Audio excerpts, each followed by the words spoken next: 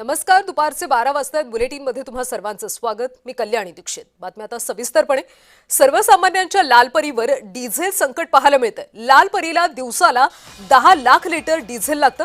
महिन्याला साधारण 3 कोटी लिटर डिझेलची मागणी असते. डिझेल दरवाढीनंतर परिवहन मंत्र्यांनी आता एक बैठक बोलावली. प्रताप सरनाईकांनी यावेळी चिंता व्यक्त केली.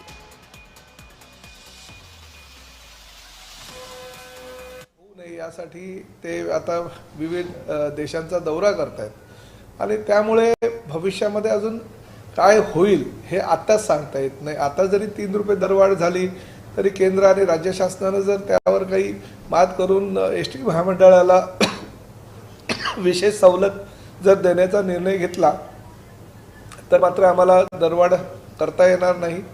राजस्थानमध्ये एसटी महामंडळाला वॅटमध्ये सूट दिलेली आहे. ती सूट जरी आम्हाला या ठिकाणी दिली तरी आमचा फार मोठ्या प्रमाणात जो नुकसान होणार आहे ते होणार नाही. त्यामुळे ह्या सगळ्या बाबींची चर्चा करण्यात आली.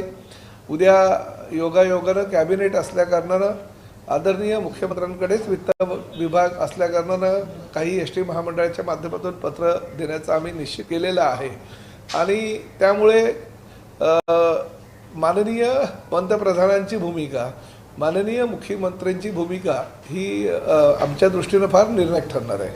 त्यामुळे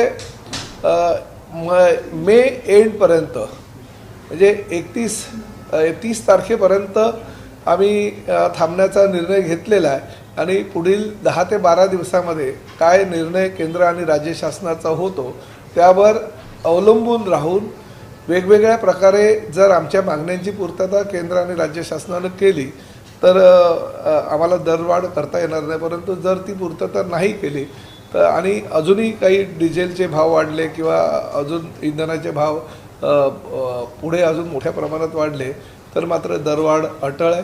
परंतु जर इंधनाची जी दरवाढ जी झाली आहे ती जर रद्द झाली, अजून त्यामध्ये जर मागे घेतली जी 3 रुपये 10 पैसे झालेली आहे ती, तर मात्र आम्हाला दरवाढ एस टीची करण्याची आवश्यकता भासणार नाही.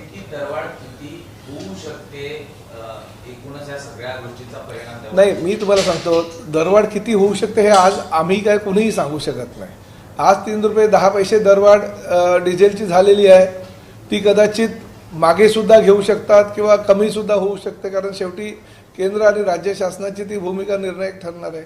उद्या 3 रुपये 10 पैसे झालेली जी दरवाढ आहे ती अजून 10% जर वाढली, अजून त्यामध्ये जर काय वाढ झाली तर मग आम्हाला दरवाढ सुद्धा अजून मोठ्या प्रमाणात करावी लागेल. त्यामुळे ह्या सगळ्या पार्श्वभूमीवर 10 ते 12 दिवस थांबून 30 मेपर्यंत ह्या बाबतीतला काही निर्णय होतो केंद्र आणि राज्य शासनाचा हे बघूनच आम्ही पुढील महिन्यामध्ये दरवाढीचा निर्णय घेणार आहोत.